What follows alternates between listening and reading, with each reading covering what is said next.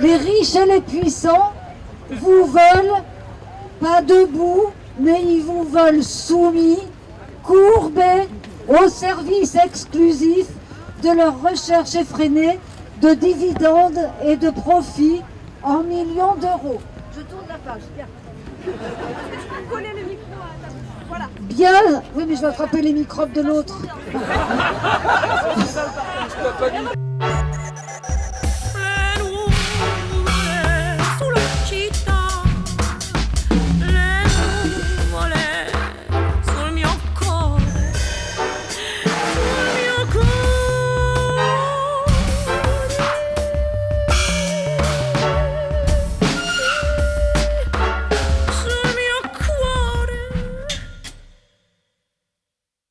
Bonjour à toutes et tous. Aujourd'hui, j'ai le plaisir de recevoir Monique Pinson-Charlot, qui est sociologue à la retraite, mais anciennement directrice de recherche au CNRS. Vous êtes spécialiste de la bourgeoisie, même de la grande bourgeoisie, de la noblesse, de ses loisirs comme la chasse à courre, de ses lieux de résidence, les clubs, les châteaux, les gated communities, aussi des grandes dynasties familiales de la noblesse française. Vous avez consacré un ouvrage au Rothschild et aujourd'hui je vous reçois pour discuter de l'ensemble de vos travaux, mais aussi un petit peu plus particulièrement de votre dernier ouvrage paru aux éditions Textuelles, Les prédateurs au pouvoir. Avant de rentrer dans le vif du sujet et dans vos travaux, je voudrais vous poser une petite question personnelle. Je vous ai présenté, en réalité, il aurait fallu préciser tout de suite que l'ensemble de ces travaux, ou en tout cas la quasi-intégralité, ont été effectués et écrits en collaboration avec votre mari, Michel Pinson. C'est assez rare dans le milieu de la recherche de travailler à plusieurs et encore plus de travailler en famille ou en couple, si j'ose dire. Oui, je pense que ça, je n'ai pas d'autres exemples que le nôtre a donné. Et notre couple, c'est la clé de notre travail, c'est la clé du succès de notre travail, c'est la clé de la possibilité d'avoir pu rentrer dans ces grandes familles. Alors, pour plusieurs raisons, c'est que d'une part, on est plus fort à deux, et que d'autre part, un couple uni dans la grande bourgeoisie, c'est déjà une petite famille. Or, la famille est au cœur du dispositif de la transmission des privilèges, au cœur du dispositif de la reproduction des rapports sociaux de domination, de telle sorte que nous étions parfaitement en phase de ce point de vue avec les familles auprès desquelles nous souhaitions enquêter. Ça permet d'instaurer une forme de confiance initiale avec les enquêtés. Oui, tout à fait. D'accord. Et puis, tous les deux, on a tout de suite été invités. C'est moi qui ai fait le premier entretien. Et le soir même, quand je suis rentrée à la maison, Michel m'a dit, dis donc, tu as dû taper dans l'œil du comte Cahen d'Anvers. Elle était son titre, un propriétaire de Château Bargau, très sympa. Et parce qu'on est invité ce soir à un petit dîner, il a dit que ce serait exquis, charmant. Et je lui ai dit, mais qu'est-ce que tu as dit? Il m'a dit, j'ai accepté. Mais j'ai dit, mais comment on va y aller? Alors il a dit, on va aller m'acheter un costume. Enfin bref, on a fait les petites emplettes qui nous ont paru nécessaires. Et puis voilà, l'aventure commençait comme ça. Alors il y a une autre spécificité qui me frappe dans la manière dont vous travaillez avec votre mari, c'est que les sociologues d'ordinaire, ils restituent leurs résultats dans des articles scientifiques ou dans des livres, et vous en avez produit beaucoup, mais vous ne vous contentez pas de ce support-là, vous allez aussi vers des supports peut-être accessibles à un public un peu plus large, comme le documentaire. Vous avez participé à un documentaire sur la grande bourgeoisie, Voyage dans les ghettos du Gotha. Vous avez aussi coécrit une bande dessinée passionnante qui vous met en scène avec la dessinatrice Marion Montaigne, Riche, pourquoi pas toi? Qu'est-ce que c'est? C'est une volonté d'ouvrir la sociologie au grand public? Oui, alors d'abord je dirais qu'avec notre travail sur la grande bourgeoisie, on a appris qu'on pouvait être dans le cumul permanent, le cumul des différentes formes de richesse, la richesse économique, la richesse culturelle, la richesse sociale et la richesse symbolique, on pourra y revenir. L'idée du cumul est une spécificité de la grande bourgeoisie. Par contre, dans les classes moyennes intellectuelles, on est toujours dans des fausses oppositions, on est toujours dans des faux débats, on oppose le quantitatif au qualitatif, on oppose les articles dans la revue française de sociologie, donc qui est la revue la plus académique et légitime dans laquelle nous avons publié, mais on peut aussi faire des publications qui soient plus accessibles à des publics différents pour précisément, comme vous l'avez dit, transmettre des savoirs sociologiques qui ont été acquis tout de même dans une institution publique, le Centre national de la recherche scientifique. C'est donc quand même les contribuables qui, pendant 40 ans, nous ont payé nos salaires et nous payent notre retraite aujourd'hui. Et donc, nous, avec Michel, on s'était toujours dit, notre devoir, on a deux devoirs à accomplir. D'une part, faire de la recherche fondamentale. On n'est pas payé pour faire de l'enseignement, pour diriger des thèses, mais pour trouver des sujets qui n'ont pas été trop traités. Donc, d'où cette idée de travailler sur la grande bourgeoisie. Et deuxièmement, de diffuser de manière très diverse, jusqu'à, par exemple, aller dans le camping des maths du comité d'entreprise d'EDF sous la pluie en plein mois d'août et d'organiser avec des campeurs d'origine très modeste des jeux apéros autour de la fortune, des grandes fortunes, de la grande bourgeoisie. Il y a eu une inflexion dans votre trajectoire, en tout cas c'est l'impression que j'en ai depuis une dizaine d'années environ. Disons que depuis, il me semble que vous vous êtes mis en retraite environ en 2007, c'est ça ? Oui, 2007. J'ai l'impression que vous avez adopté, vous continuez à traiter les mêmes sujets, le mode de vie de la bourgeoisie, la façon de transmettre du capital, de se socialiser, mais vous avez adopté un ton peut-être plus clivant, plus polémique. Il y a quelque chose que je vous ai souvent entendu dire et que je trouve très, très intéressant, c'est que les travaux que vous avez menés pendant plusieurs décennies et qui s'appuient, qui ont un arrière-plan marxiste, bourdieusien, eh bien, les enquêtés, les bourgeois auprès desquels vous aviez travaillé, ils vous disaient « mais on se reconnaît là-dedans, vous décrivez notre fonctionnement de manière adéquate » et ils vous remerciaient pour ce travail et cette description de leur environnement. Et là, petit à petit, vous avez adopté un ton peut-être... alors je dirais pas forcément moins compréhensif, mais en tout cas plus critique et plus engagé. C'est-à-dire qu'en 2007, lorsque nous quittons le CNRS pour partir à la retraite, du coup, nous ne sommes plus tenus par notre devoir de réserve. Et nous avons pu intégrer, ce qui n'était pas possible auparavant, nous avons pu intégrer le champ politique et le champ économique. Et du coup, nous avons opéré, si vous voulez, une transversalité complète de la classe dominante. Il n'y avait plus cette rupture avec le politique et l'économique.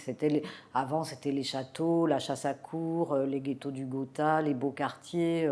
On travaillait aussi dans des banques, on avait fait pas mal de choses. Mais là, on attrape le politique. Donc en plus, c'est Nicolas Sarkozy, le président des riches, qui arrive à ce moment-là à l'Élysée. Et l'économique. On s'autorise à lire des livres économiques, à travailler l'économie, à devenir, si vous voulez, beaucoup plus des chercheurs en sciences sociales que des sociologues. Et alors, ça, c'est un élément explicatif. Et puis, il y en a un autre, c'est que nous, on a commencé à travailler en 1986. En 1989, le mur de Berlin s'écroule et à ce moment-là, le néolibéralisme, il n'y a plus les contre-pouvoirs des anciens pays de l'URSS, de l'Europe de l'Est, les anciens pays communistes. Il n'y a plus de contre-pouvoir. Le capitalisme est roi sur la planète. Le néolibéralisme a été théorisé. Et alors là, il faut taper très fort, très vite, pour installer le néolibéralisme sur toute la planète. Et donc la violence de classe a été multiplié par je ne sais combien. En tout cas, nous l'avons vécu dans notre chair, dans nos enquêtes, et les inégalités se sont amplifiées d'une manière considérable, et du coup, notre ton s'est durci, notre engagement, c'est pas même notre engagement, notre travail de sociologue, tout simplement, n'a fait que dire la vérité. Et si vous voulez, avec les prédateurs au pouvoir, voilà, on nous sert la soupe tous les jours avec Michel, nous avons nos cahiers, nous notons, et on n'a pas besoin de se fatiguer, ça nous tombe tout cuit dans le bec. Oui, c'est vrai que ce que vous montrez dans ce livre, à savoir que les entrepreneurs ne sont pas les vertueux créateurs de richesses qu'on nous présente tous les jours, mais plutôt des prédateurs qui s'accaparent ce que autrui produit. C'est très parlant, on en voit des exemples au quotidien. Est-ce que cette époque néolibérale que vous décrivez, c'est pas aussi une époque de fusion entre les élites politiques et les élites économiques, entre la bourgeoisie et puis l'oligarchie? C'est-à-dire que c'est... comment dire ça, tout ça s'est amplifié, c'est-à-dire que les gens, par exemple, bon, je me reprends, les industriels devenant de plus en plus riches, je prends par exemple l'exemple de Bernard Arnault, François Pinault, tout ça s'est construit sous l'ère du Parti socialiste avec les 2 mandats de François Mitterrand. Donc il y a eu des richesses colossales qui se sont construites dans le luxe notamment, mais aussi dans l'industrie et tout ça, et dans la finance, donc des fortunes colossales qui, du coup, ont pu s'investir, racheter des médias. L'argent, si vous voulez, permet d'acheter des biens qui ne sont pas forcément des Ferrari, des châteaux, qui peuvent être des médias, qui peuvent être des clubs de foot, qui peuvent être des matières premières dans les pays africains, des ressources agricoles. C'est ça qui est terrible, c'est que l'argent a muté et l'argent s'est transformé en une arme de destruction massive. L'argent a permis ce qu'ils appellent, eux, la mondialisation, et ce que nous n'appelons jamais la mondialisation, mais la marchandisation du monde, c'est-à-dire qu'ils transforment tout en source de profit pour les actionnaires. Voilà. Et c'est vrai que le néolibéralisme, c'est quand même cette phase du développement du système capitaliste extrêmement violente, où il n'y a plus un seul champ de l'activité économique et sociale qui peut revendiquer une certaine autonomie. Ça, c'était justement tout l'intérêt du système théorique de Bourdieu, que de montrer que le champ universitaire avait son autonomie, que le champ de l'art avait son autonomie, le champ économique, voilà, et le champ de l'école, le champ scolaire. Et puis, tout ça a été balayé par justement une oligarchie qui s'accapare au sommet de tous les champs, de tous les univers institutionnels, qui s'accapare tous les pouvoirs de manière polyvalente. Au Cameroun, le roi de l'huile de palme paraît intouchable. Car Bolloré l'Africain pèse lourd. En 20 ans, il a progressivement investi un autre secteur stratégique, le transport. Présent dans plus de 40 pays, il a fait main basse sur l'activité la plus lucrative, celle des terminaux à conteneurs. À chaque appel d'offres ou presque, il rafle la mise. Il en gère 14, du Congo jusqu'à la Guinée, en passant par le Togo ou le Gabon. Chiffre d'affaires, 2,5 milliards d'euros, 25 000 salariés. En Afrique, tout le monde connaît Monsieur Bolloré. Vous, là, vous écoutez, vous défendez et vous concevez la société comme étant structurée entre différentes classes sociales, ce qui était un vieux concept, aujourd'hui considéré par beaucoup comme obsolète, mais ça va même plus loin que ça, c'est que vous considérez qu'il y a une lutte entre ces classes sociales. Cette idée-là, aujourd'hui, elle est assez minoritaire, en tout cas, elle n'a plus l'importance qu'elle pouvait avoir pendant la seconde moitié du XXe siècle. Comment est-ce que vous expliquez qu'on ait abandonné ce vocabulaire des classes sociales et l'idée même d'une lutte des classes? C'est-à-dire que c'est pas qu'on a abandonné, que je ne peux pas parler de moi, puisque nous, on l'a justement pas abandonné. Mais si vous voulez, vous avez raison quand vous dites ce que vous dites, mais on ne peut pas dire on a abandonné. On vous a imposé cet abandon. C'est-à-dire que les patrons du CAC 40 étant propriétaires de tous les grands médias, ils décervellent leurs lecteurs, ils lobotomisent les cerveaux. Il y a tout un travail qui est fait, qui emprunte à la fois à la sociologie, à la psychologie sociale et aux neurosciences pour faire en sorte que les dominés, pour dire les choses globalement, les classes moyennes et les classes populaires, soient tellement tétanisés par la charge des nantis et des puissants que l'idée même du changement, dans une sidération, dans une dislocation symbolique de soi avec soi, empêche même l'idée du changement. Et donc, tout est fait pour justement cacher l'arbitraire des rapports de classe. Parce que cet arbitraire des rapports de classe, il s'explique tout simplement. Si vous naissez à Neuilly dans une famille riche, vous allez hériter des titres de propriété, que ce soit des titres de propriété d'entreprise, des titres de propriété de valeur mobilière, vous allez hériter, et avec ces titres de propriété, vous allez pouvoir exploiter la force de travail des autres. Donc ça, c'est un arbitraire total qu'il faut absolument cacher.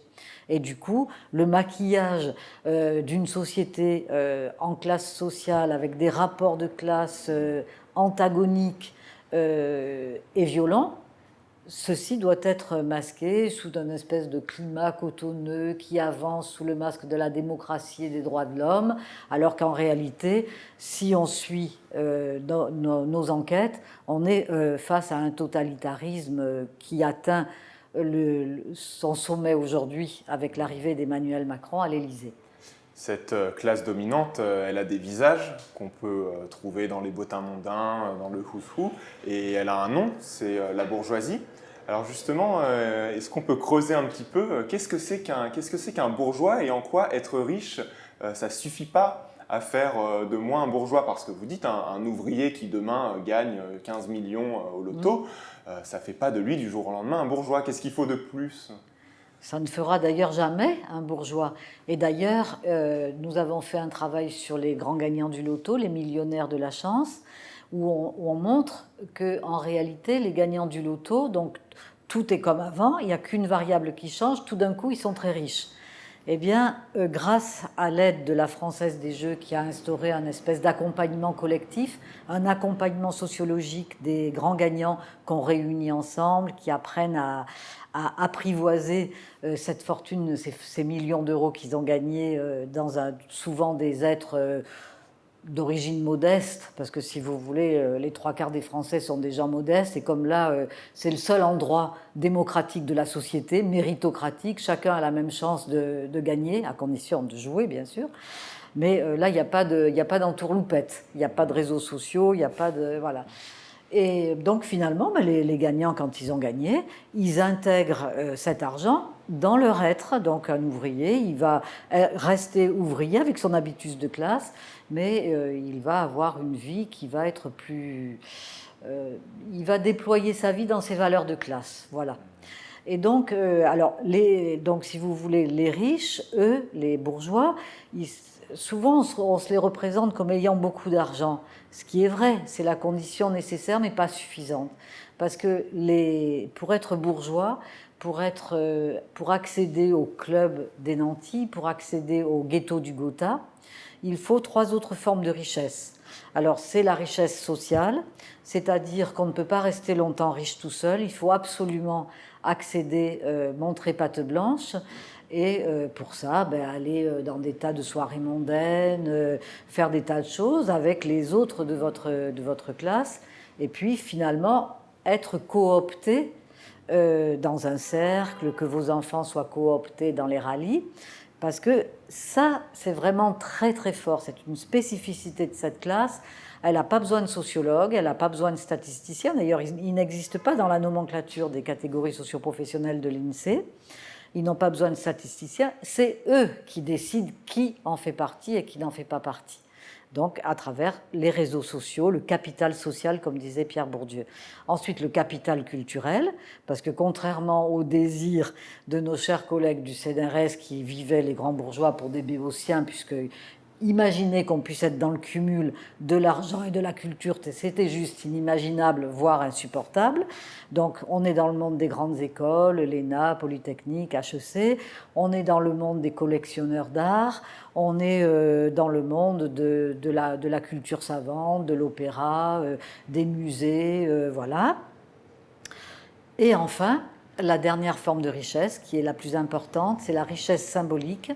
C'est-à-dire, c'est tout ce qui va venir symboliser les 3 premières formes de richesse dont je viens de parler. Et alors, la richesse symbolique, donc, elle symbolise le fait que vous appartenez à la haute, que vous faites partie de ce milieu. Alors, ça se voit déjà dans votre corps. Vous voyez, tout de suite, je me suis un peu redressée. J'ai essayé de me tenir droite parce qu'ils ont toujours des corps droits, fins, altiers, voilà. Parce qu'il faut que l'arbitraire de leurs privilèges se transforme en qualité naturelle. Et ça, c'est très fort. Et donc, dès tout petit, tout est codifié, formalisé. Anne-Claire, à 4 ans, remontez vos sourcils en sortant de la piscine, dit la grand-mère à sa petite fille. Voilà, le symbole, c'est aussi le château classé monument historique. Le symbole, c'est évidemment les patronymes familiaux. Hein, quand on s'appelle Rothschild ou Wendel, il ne peut pas y avoir de brebis galeuse. Le troupeau se mobilisera pour réintégrer la brebis galeuse parce qu'elle possède un capital symbolique qu'il est hors de question de salir. L'aristocratie, la vieille noblesse française, se réfugie, elle, dans le meilleur des ghettos dorés à Genève. C'est ici que vit Jean-Sébastien, 24 ans. Ce jeune homme a décidé de faire du Gotha son business. Il a créé un magazine qui raconte même leur vie. La force de People and Gotha, quand je l'ai créé, c'est que j'étais déjà dans cet univers. Donc fatalement, ce business était créé en m'amusant, je dirais. C'est un peu sale gosse de dire ça, mais c'est la vérité. Ce qui illustre le Gotha, c'est quand même des gens qui ont des valeurs, qui ont une certaine morale. Et ça, c'est important, des gens qui perpétuent la tradition et qui donnent l'exemple. Un autre sujet sur lequel vous avez beaucoup travaillé, c'est celui de l'évasion fiscale, parce que vous dites que ces riches, ils exercent une forme de violence sur la société, et cette violence, alors, elle se traduit de multiples manières, mais l'une d'elles, c'est vraiment ce refus de payer l'impôt en allant optimiser ou même le planquer dans des paradis fiscaux. Et en 2008, après la crise, il y a eu tout un tas de promesses qui ont été faites par nos dirigeants, dont celle de mettre un terme aux paradis fiscaux. On en est où aujourd'hui? Parce que ça fait bientôt 10 ans que cette promesse a été faite. Je pense qu'on a perdu toutes les batailles menées contre la fraude fiscale, puisque aujourd'hui, je pense que ça va être leur mondialisation, ça va être les riches, les multinationales, les grosses entreprises ne seront plus taxées ou très bas, puisque Trump a annoncé une des premières mesures que le taux d'imposition des sociétés aux États-Unis allait passer de 30 à 15%. Et donc, on voit ce processus qui se met en place. Et au fond, même en Europe, finalement, ce qui va s'homogénéiser, c'est le fait que les dominants ne payeront plus ou très peu d'impôts. Hein.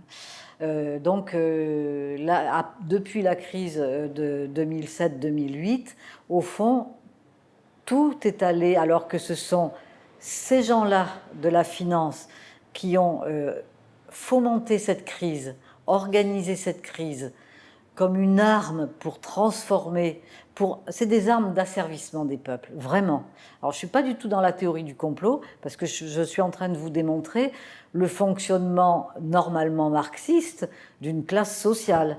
Je n'ai pas besoin de complot, parce que cette classe sociale n'a pas de chef d'orchestre. C'est chacun qui représente les intérêts de sa classe. Donc, je pars et puis après je perds mon fil. Donc, cette crise-là, vraiment a été instrumentalisée pour asservir les peuples d'Europe et après les peuples du tiers-monde, puisque même on leur fabrique des crises, des endettements, etc. Donc, avec Michel, aujourd'hui, non seulement on est passé de la lutte de classe à la guerre de classe, et ça, nous l'assumons complètement. C'est-à-dire qu'on n'arrive même pas à voir le monde autrement. On écoute des gens qui auraient d'autres points de vue, mais en général, leurs points de vue ne tiennent pas la route par rapport à la force de cette vision du monde, une guerre que les plus riches mènent contre les peuples, à travers la planète, parce que grâce à l'évolution des technologies, grâce à la révolution dans les neurosciences, dans la robotique, enfin tout ça, il y aura trop d'êtres humains sur la planète, et de toute façon, il y en a d'ores et déjà trop, et du coup, le réchauffement climatique est parti, et les plus riches, c'est ce que nous montrons dans le premier chapitre des Prédateurs du pouvoir, organisent même l'accélération du réchauffement climatique. On va y venir sur la question du réchauffement climatique parce qu'elle me semble centrale, mais je voudrais rebondir sur cette notion de guerre de classe. Est-ce que cette guerre de classe, elle ne se joue pas aussi au niveau de la justice, des institutions judiciaires? Parce que là, on parlait d'évasion fiscale. Ce qui est étonnant, c'est que très peu d'exilés fiscaux, même quand éventuellement c'est révélé par la presse, sont ensuite punis, font l'objet de sanctions, alors que dans le même temps, on entend régulièrement ces faits divers d'une pauvre femme qui a volé 3 pommes pour nourrir ses enfants et qui prend de la prison ferme pour un petit larcin. Est-ce qu'on peut parler de justice de classe, de deux poids, deux mesures? Oh, ben ça, complètement. Et alors, ce qu'il y a eu d'extraordinaire dans le livre qu'on a écrit, La tentative d'évasion fiscale, c'est qu'on a bénéficié d'inspecteurs des impôts qui ont accepté de nous parler sous anonymat. Et donc, on a écrit un chapitre sur la complicité de Bercy, c'est-à-dire au cœur de l'État, où les plus hauts responsables de l'État favorisent la fraude fiscale de leurs camarades de classe. Et donc, on peut prendre l'exemple de Jérôme Cahuzac qui est emblématique de ça, puisque Jérôme Cahuzac avait commencé à mettre de l'argent en Suisse dès 1992, et l'affaire avec Mediapart date de décembre 2012, donc 20 ans après, alors que dès les années 2000, c'est bien ressorti de son procès, tout le monde savait qu'il avait des comptes. Et donc, pourquoi ? Alors en plus, c'est allé très loin dans l'affaire de Jérôme Cahuzac. Non seulement il savait, mais il le nomme ministre du budget.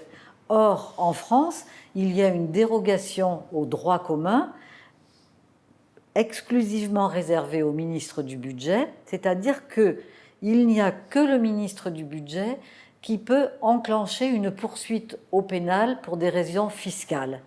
C'est-à-dire que, alors qu'il y a la séparation des pouvoirs qui est quand même inscrite dans notre Constitution, ben là, on s'en tape.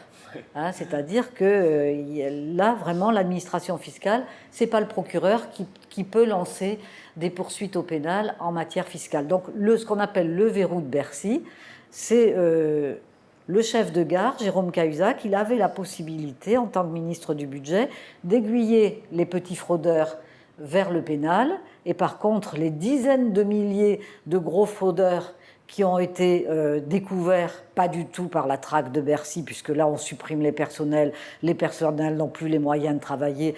Ces dizaines de milliers de gros fraudeurs qui sont actuellement dans les cellules de repentance et de négociation de Bercy ne relèvent que du travail de lanceurs d'alerte, et de conflits familiaux. Parce que là, les divorces et les mésententes entre la mère et la fille, c'est parfait. D'accord.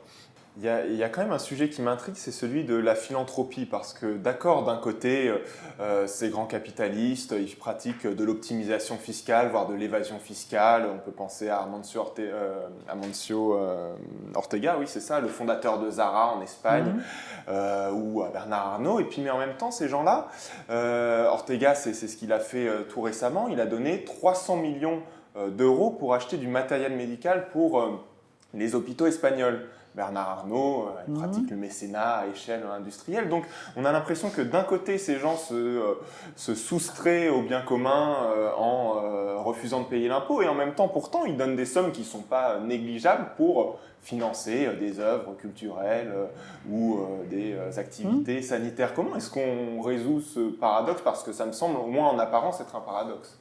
Oui, c'est en apparence, parce que quand on est sociologue et qu'on déconstruit les apparences, on s'aperçoit qu'il y a une logique. C'est-à-dire qu'au fond, les Bernard Arnault et autres François Pinault, ce qu'ils veulent, c'est être vraiment les responsables de la société française, ceux qui ont toutes les richesses et tous les pouvoirs. Et l'État qui défendrait un tout petit peu l'intérêt général, où il y aurait la droite et la gauche libérale qui se disputeraient pour des postes, où il y aurait le public et le privé, vous voyez. Ça leur va pas du tout. Eux, ils veulent être pas du tout dans le conflit d'intérêts, mais dans la synthèse des intérêts de l'oligarchie. Ça forme un tout, si vous voulez, l'oligarchie. Donc du coup, ils ont beaucoup d'argent, ils ne veulent pas payer d'impôts. Alors, Là, je fais une petite parenthèse, parce que j'aurais dû le dire avant.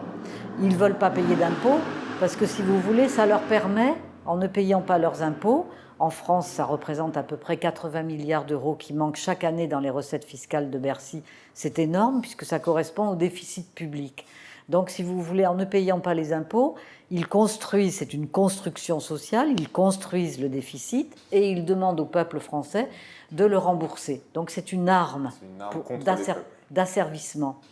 Et par rapport à la culture, si vous voulez, alors donc ça leur donne les moyens de construire la Fondation Louis Vuitton, de faire beaucoup de choses dans le domaine de l'art contemporain, éventuellement de la philanthropie vis-à-vis des hôpitaux. Enfin, ce n'est pas le cas en France, c'est plutôt orienté vers le marché de l'art.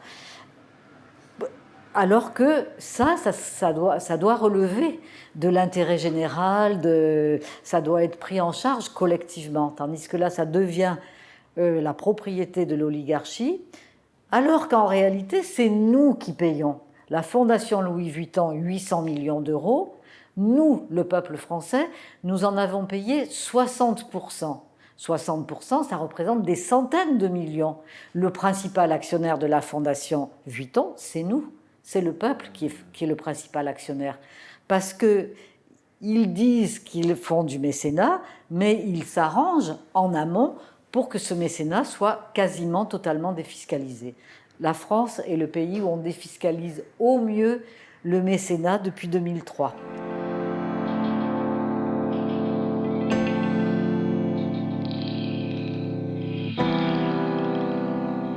C'est un peu un rêve devenu réalité, parce que quand j'ai demandé à Franck de réaliser une fondation, je ne pensais pas qu'on arriverait à quelque chose d'aussi sensationnel. Ce que j'ai demandé à Franck et qu'il a accepté dès le début, c'est que l'extérieur laisse s'exprimer toute sa créativité et que l'intérieur soit véritablement utilisable pour présenter les œuvres. It looks beautiful and it's exciting. C'est un cadeau pour les Parisiens, très clairement, parce que ce lieu deviendra une propriété de la ville de Paris dans 50 ans. Je pense que de toute façon, la France a besoin de ça, non? It looks like it's come from a passionate place. I mean, it's vast, it's huge, it's been put together by somebody who really believes in it. It's a cloud. Un dinosaure très chic, très blanc. But I think there is something that makes sense when you say dinosaur. So it's a very old cloud. No, but also I think it has this very impressive kind of position immediately, which is very dinosaur. It will be here longer than us. C'est pourquoi, comme président de la République, je suis particulièrement fier d'inaugurer un grand monument de Paris, un grand monument du XXIe siècle, le vôtre. Son succès sera celui de la France tout entière. Merci.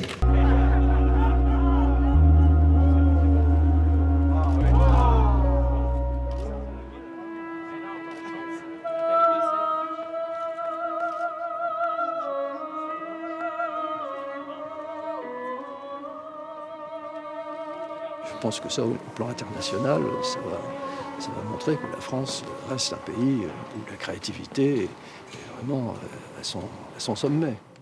Et donc, au lieu que ce soit l'État, la représentation nationale, volonté finalement majoritaire qui décide à quoi est-ce qu'on attribue ces sommes, quel type de politique culturelle dans la santé, quel type de maladie, et ben en fait, c'est eux qui, de manière individuelle, décident ce qu'ils vont faire de ces sommes astronomiques. C'est ça qui est assez scandaleux.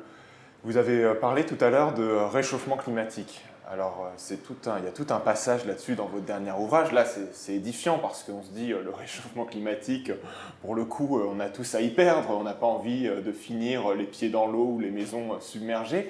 Et vous dites, et pourtant, pour les capitalistes, là aussi c'est une aubaine, là aussi c'est une source supplémentaire de profit, c'est ça ? Oui, parce qu'il y a tout un business à faire. Y compris avec les soi-disant énergies renouvelables. Il y a beaucoup de choses à tirer du réchauffement climatique pour faire de nouveaux profits. Mais nous, ce qui nous intéressait plus, c'était de montrer que même ils essayaient d'aggraver le réchauffement climatique en créant, si vous voulez, en marchandisant le réchauffement climatique. Ça veut dire en créant un marché financier spécifique au règlement climatique avec des produits financiers conçus pour accélérer le réchauffement climatique. Alors c'est par exemple les droits à polluer, ça c'est un oxymore délicieux, les droits à polluer, c'est un marché financier. Un autre marché financier porte sur les paris sur les catastrophes qui vont arriver. Voilà, et donc tout ça se fait parce qu'au fond, ils ont dans l'idée qu'on est trop nombreux sur la planète et qu'il y a beaucoup de pauvres qui sont inutiles. Et donc, il y a un processus de déshumanisation de l'autre dissemblable. Le pape François a résumé ça dans son encyclique « Loué sois-tu » d'une façon extraordinaire, je trouve. Il dit « Les ouvriers sont passés du statut d'exploité à celui de déchet ». C'est-à-dire ce processus de déshumanisation où, alors que les ouvriers, les salariés, nous les intellectuels, vous les journalistes, enfin, c'est nous qui sommes les créateurs de richesse, c'est nous qui faisons fonctionner l'économie réelle. Et nous, on devient des coûts, on devient des charges, on devient des problèmes. Et donc, des variables d'ajustement, des lignes comptables.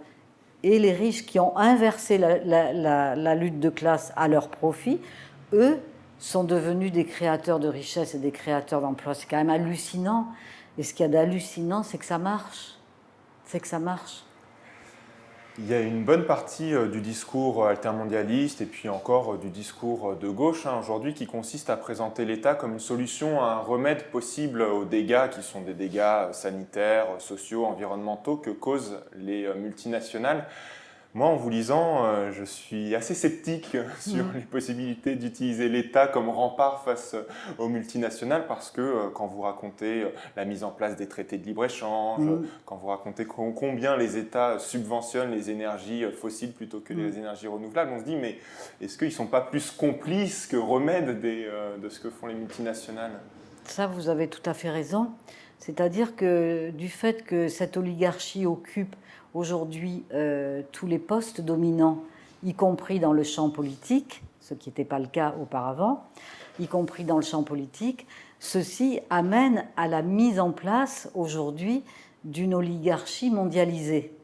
Alors, on voit par exemple que Emmanuel Macron, avant d'être candidat à la présidentielle, est passé par Bilderberg.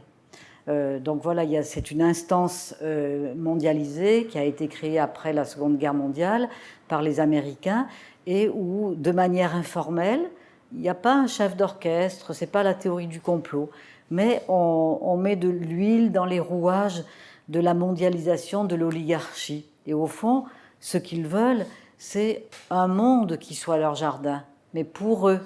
Et ils n'auront pas besoin de tous les pauvres aujourd'hui, des milliards de gens qui sont en trop par rapport aux ressources d'une planète en état de finitude.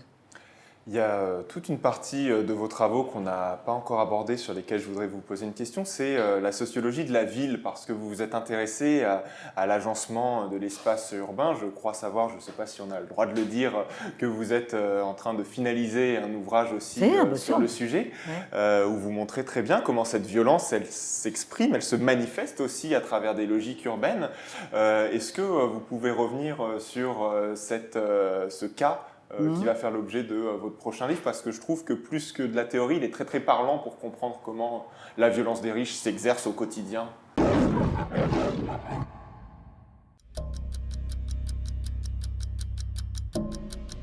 C'est ici, dans le très chic 16e arrondissement de Paris, en bordure du bois de Boulogne, que doit être construit un centre d'hébergement pour SDF. Le 16e, c'est l'un des quartiers les plus chers de la capitale, à 9 200 € du mètre carré en moyenne. Et ça vous gêne pas qu'il y ait des SDF près de chez vous? Non, enfin, de toute façon, ils sont dans la rue, autant qu'ils soient logés quelque part. Non, franchement, c'est une bonne chose. Okay. C'est une bonne chose, même si on est dans de beaux quartiers, c'est toujours bien. Mais en tout cas, ils sont bien placés. C'est très bien en soi, mais loin de chez moi. Plus personne ne veut d'appartement en face des migrants. Nous ne pouvons plus le vendre. L'appartement a perdu la moitié de sa valeur. C'est pas normal. Qu'est-ce qu'on a fait? pour mériter ça. Et alors on m'a dit que c'était pas des migrants, hein, c'est des SDF. Oui, bah c'est mieux, vous trouvez. C'est ce genre d'opinion tranchée que l'on va retrouver le soir même. Fac de Paris Dauphine, 19h. C'est là qu'a lieu une réunion d'information de la mairie de Paris sur le projet. C'est la cohue. Plus d'1 millier d'habitants hostiles au centre d'hébergement sont là. Dehors, le Front National tracte et joue sur les fantasmes de l'invasion étrangère. Stop à la submersion migratoire. Hors sujet, le centre n'hébergera que des SDF et non pas des migrants. Là, c'est des SDF, c'est pas des migrants en l'occurrence. Écoutez, de toute façon, c'est pas la même chose, vous avez raison, mais moi j'ai lu que c'était des migrants, comme ça. Non, la mairie dit que c'est des SDF. La mairie de Paris ou la mairie La mairie de Paris. Alors, M. Boisguen, en tout cas, dit bien que c'est des migrants, et les riverains disent bien que c'est des migrants.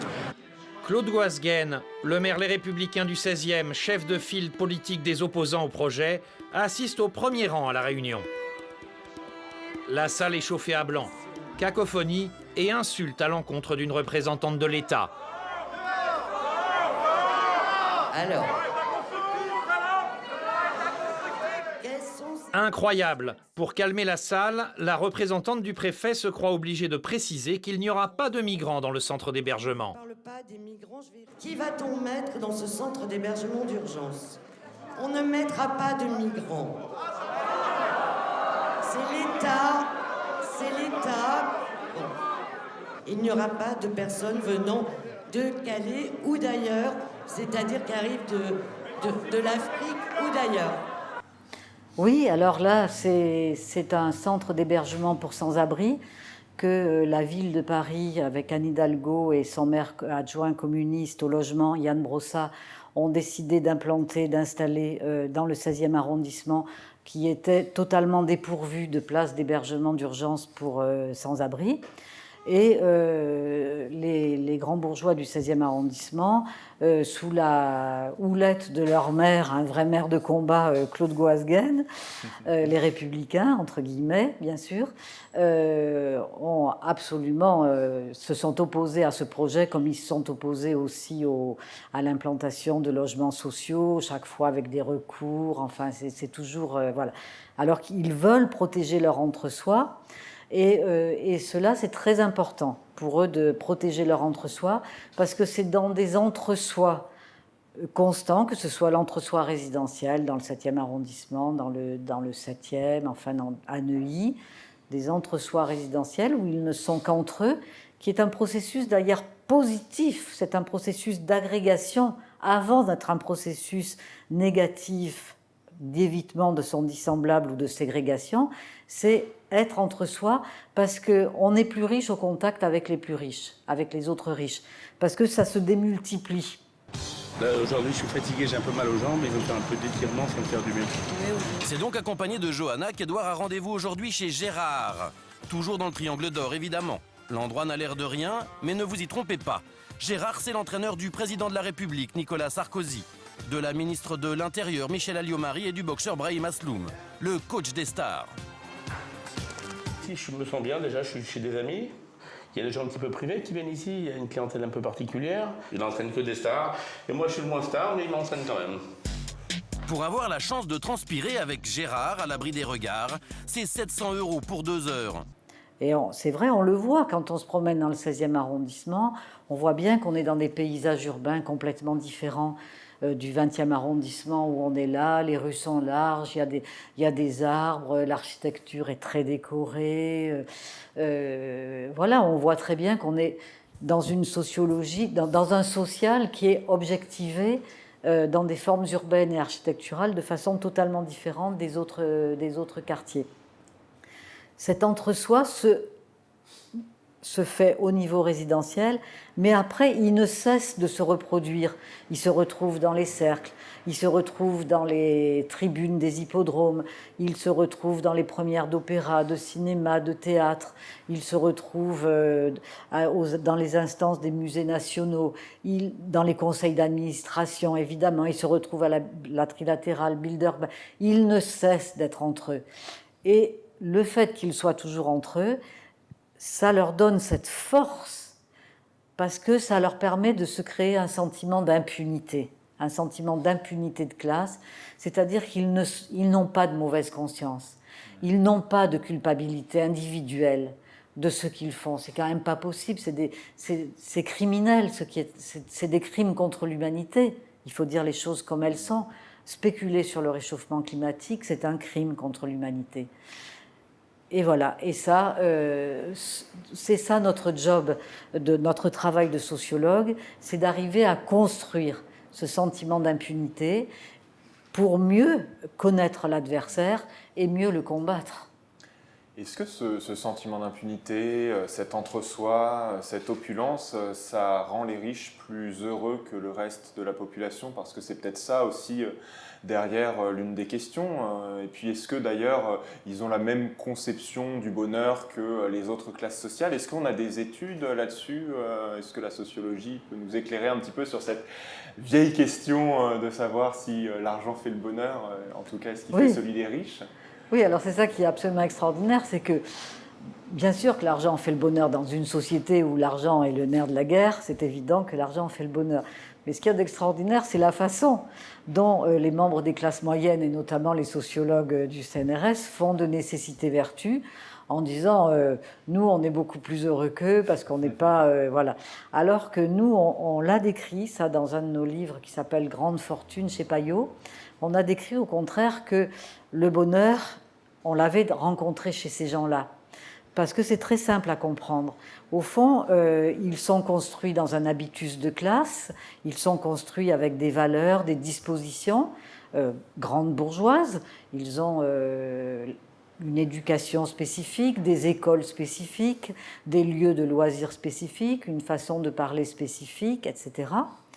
Et après, tout au long de leur vie, ils vont rencontrer des conditions de la pratique pour déployer cet habitus de classe qui seront toujours harmonieuses. Tandis que nous, les membres des classes moyennes, on est toujours dans le travail de deuil. On rêve tous d'avoir une petite maison, place de la Concorde, tout ça. Et puis non, on est obligé de s'acheter un pauvre appartement dans le 20e où on va subir le bruit des voisins, mais on aura quand même un petit balcon, on se rassure comme on peut. Voilà. Et on est tout le temps dans la dualité. C'est pour ça qu'il y a toujours des faux débats dans les classes moyennes. Et c'est pour ça que la gauche n'arrive pas à avancer comme elle devrait avancer. Parce qu'on se noie dans des débats sans fin, parce que c'est de ça que l'on se nourrit. Alors qu'on devrait se dire non, il faut qu'on soit dans le cumul de nos différences et qu'on se fédère. On est 99%, ils sont qu'1%. C'est juste impensable que ce soit possible. Vos analyses, mais en fait, comme la plupart des analyses qui remettent en cause le consensus néolibéral, elles sont parfois taxées de populisme. Et vous, c'est le terme vraiment en vogue, hein, et vous, à ça, vous répondez que le problème aujourd'hui, c'est pas tant le populisme que le bourgeoisisme. Oui. C'est quoi le bourgeoisisme? C'est-à-dire que c'est les bourgeois, tous les experts, les économistes, les journalistes à la solde de ces gens-là, qui sont des militants. Les militants, pour moi, c'est pas nous, c'est pas moi, c'est pas mon mari, c'est eux. Ils sont toujours en train de nous servir la soupe venimeuse du néolibéralisme, de l'expertise, du chiffre, de statistiques qui ne veulent rien dire, de corrompre le langage, la pensée avec des oxymores, en disant en disant blanc pour faire avancer le noir. Et voilà. Et donc, si vous voulez, ils sont capables de manipulation, d'une orchestration gravissime pour obtenir un esclavagisme moderne. Et vous voyez, le capitalisme s'est construit sur le servage, l'esclavagisme, l'exploitation de la force de travail. Et là, on revient à l'esclavage, mais avec le consentement des esclaves. C'est ça qui est horrible dans ce que nous avons à vivre aujourd'hui. C'est horrible quand on y réfléchit, qu'on est capable de se poser sur cette réflexion-là. une des manières dont la bourgeoisie obtient le consentement des autres classes sociales à cet ordre qui lui bénéficie, c'est cette fable sans cesse racontée que si on est riche, c'est parce qu'on a beaucoup travaillé, c'est le fruit de nos efforts, on le mérite. Alors qu'en réalité, il n'y a même pas besoin forcément d'être sociologue pour ça. La richesse, on sait qu'elle est héritée, qu'elle repose sur des titres de propriété, donc elle a un fondement arbitraire et pas méritocratique. Mais alors, moi, il y a une question que je voudrais vous poser parce que vous avez fréquenté, vous continuez de fréquenter depuis longtemps ces grands bourgeois. C'est à quel point est-ce qu'ils croient à ce mensonge qu'ils racontent aux autres qu'ils sont là parce qu'ils le méritent, parce qu'ils ont fait des efforts? À quel point est-ce qu'ils professent ce mensonge de manière cynique ou au contraire, est-ce qu'ils sont pris par le mensonge qu'ils racontent aux autres? Parce que quelque part, on peut se dire, et j'avais lu ça sous la plume de Bourdieu, que le meilleur menteur, celui qui est le plus persuasif, c'est celui qui en réalité commence par se mentir à lui-même. Exactement. Je n'ai rien d'autre à ajouter, vous l'avez dit parfaitement. C'est ça la définition du pervers. Hein, c'est quelqu'un qui se ment à lui-même, qui le sait, mais qui ne le sait plus, et qui est le mensonge incarné. Et donc le néolibéralisme, on peut faire des parallèles comme ça entre l'individu néolibéral, qui est un individu pervers narcissique, et le néolibéralisme, qui est d'une violence de classe épouvantable. On peut faire des parallèles comme ça. Et au fond, la bourgeoisie elle-même, elle a besoin d'y croire. Et ça, je ne me rappelle plus la phrase tout de suite comme ça par cœur de Paul Nizan, qui est trop belle. Et il dit ça, la bourgeoisie, elle doit exploiter pour elle seule, massacrer pour elle seule, mais massacrer en croyant qu'elle fait le bien de l'humanité, mais elle-même doit le croire. C'est en 1932. Et elle-même doit le croire. Et c'est ça qui décuple sa force, c'est ça qui fait qu'elle se croit tout permis, quoi. L'homme d'affaires François Pinault possède l'une des plus importantes collections d'art contemporain au monde. En 2006, après avoir échoué à installer sa collection sur l'île Seguin, à Boulogne, c'est Venise qu'il avait choisi pour exposer ses plus belles pièces. La parole à François Pinault. Aujourd'hui, François Pinault annonce son retour en France, à Paris. Je suis français, je vis à Paris, à Belle-Lurette depuis toujours. J'ai d'ailleurs eu envie de commencer à Paris, ça n'a pas pu se faire. Le nouvel écrin pour sa collection sera la Bourse de commerce, l'ancienne Halle aux Grains, monument classé, situé à 2 pas du Louvre et dans le prolongement du nouvel aménagement des Halles. C'est une excellente nouvelle.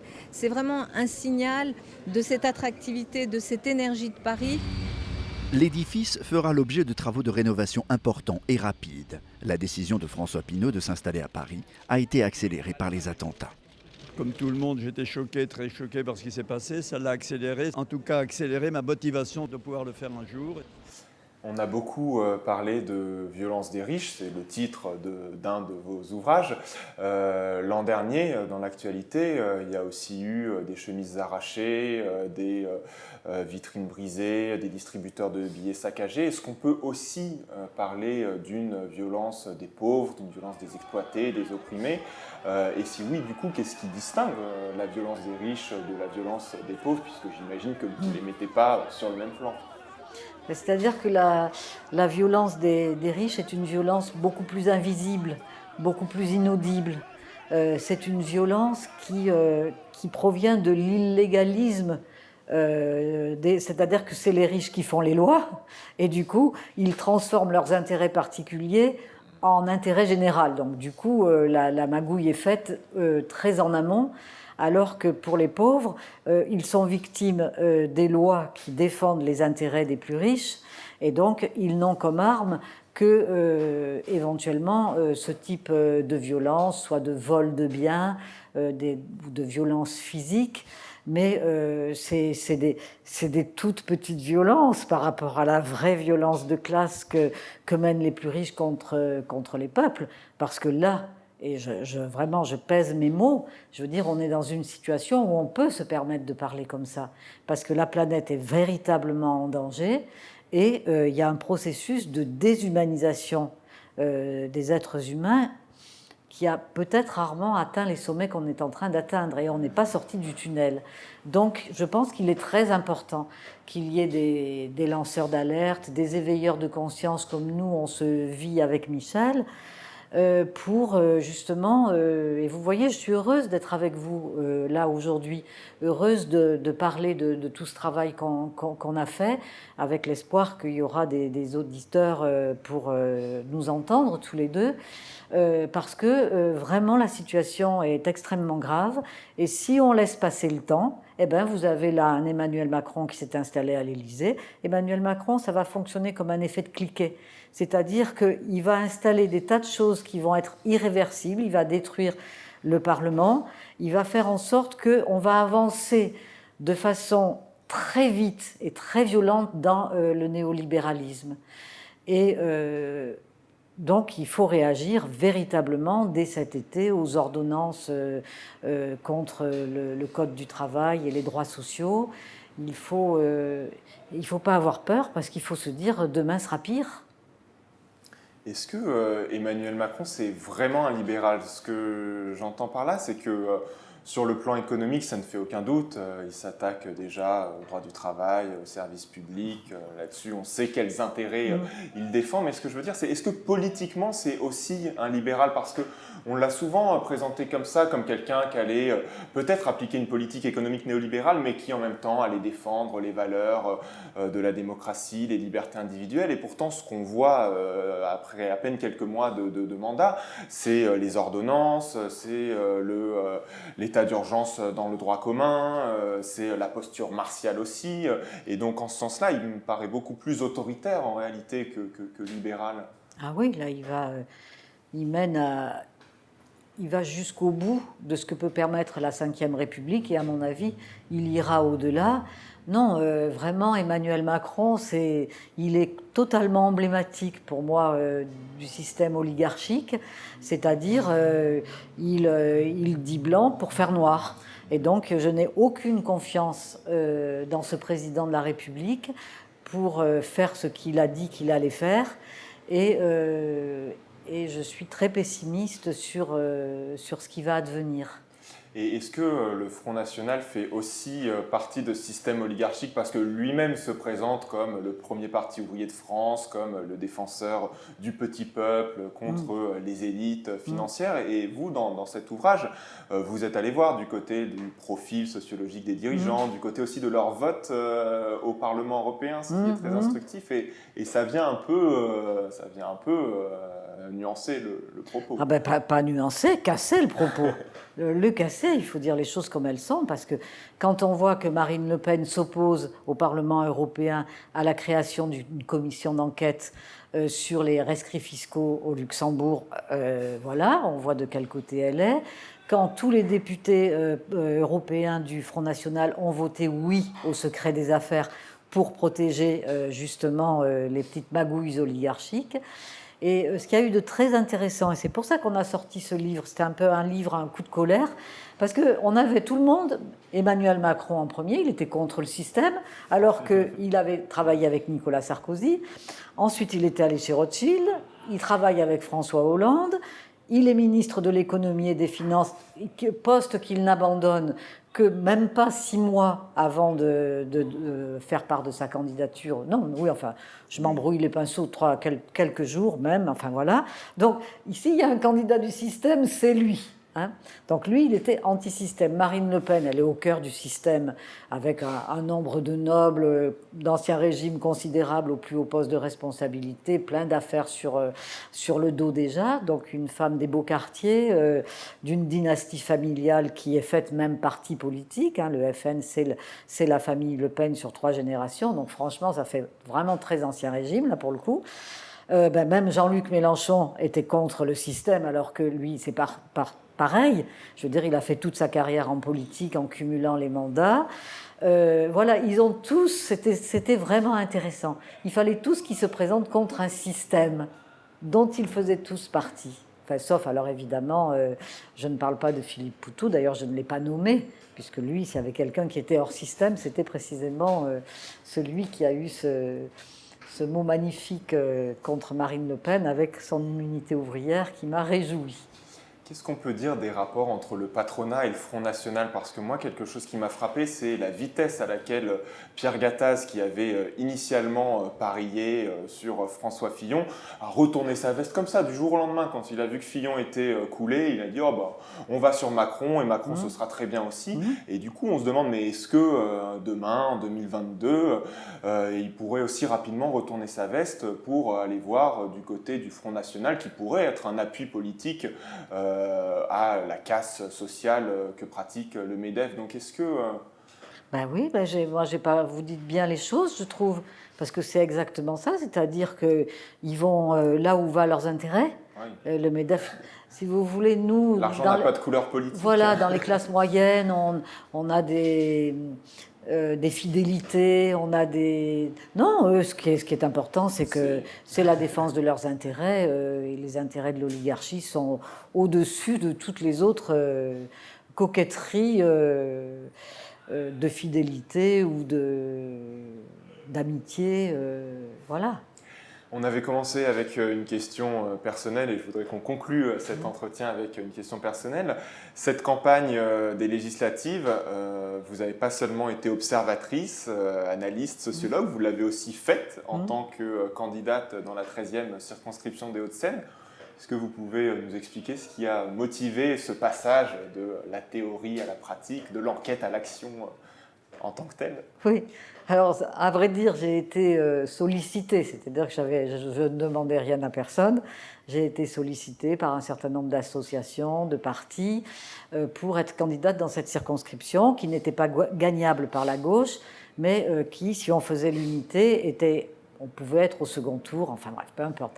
Mais ce qui m'a beaucoup intéressée, c'est qu'on ne me demandait pas d'avoir un programme de députés qui s'engagerait sur des problèmes d'autoroute, voilà. Non, on me demandait d'être sociologue, on me demandait que notre travail à Michel et moi soit mon programme de député, soit ce que j'allais défendre pendant les 2 mois, les 8 semaines, pendant lesquelles on a tracté sur les marchés, on a fait du porte-à-porte avec toute une équipe. C'était très collectif, j'étais très épaulée, très encadrée. Et du coup, c'était vraiment intéressant parce que je me présentais comme sociologue au porte-à-porte. Et les gens, ils me disaient pas, mais enfin, écoutez, on n'a pas besoin de sociologues comme des... C'était pas du tout ça. C'était au contraire un accueil très favorable. La sociologie est un sport de combat. Avec Michel, nous n'avons jamais oublié nos gants de boxe au vestiaire et ça a produit des effets. La sociologie peut être là au cœur d'un débat politique, s'inviter en tant que science pour apporter un enrichissement à la pensée, pour apporter des mots pour que c'est vrai que les gens, quand ils nous écoutent, ils sont contents. C'est-à-dire que nous n'avons pas la langue de bois du tout. Nous avons des enquêtes importantes, nombreuses, publiées, sourcées, qui nous donnent la légitimité de notre franchise, la légitimité de propos assumés, et ça fait du bien. Vraiment, et les gens nous renvoient cette image, y compris au porte-à-porte ou sur les marchés. C'était quelque chose qui nous était rendu comme reconnaissance. Eh bien, moi, cet entretien m'a fait beaucoup de bien. J'espère et je ne doute pas qu'il en aura été de même pour ceux et celles qui nous regardent. Et je vous remercie à nouveau. C'est moi qui vous remercie parce que j'ai trouvé vos questions intéressantes et puis que vous formuliez mieux les choses que moi. Mais enfin, c'est vos réponses qui étaient tout à fait éclairantes. Et puis surtout, on continuera à vous lire avec grand plaisir puisque... Oui, Panique dans le 16e. Panique dans le 16e, voilà, le prochain opus. Merci beaucoup.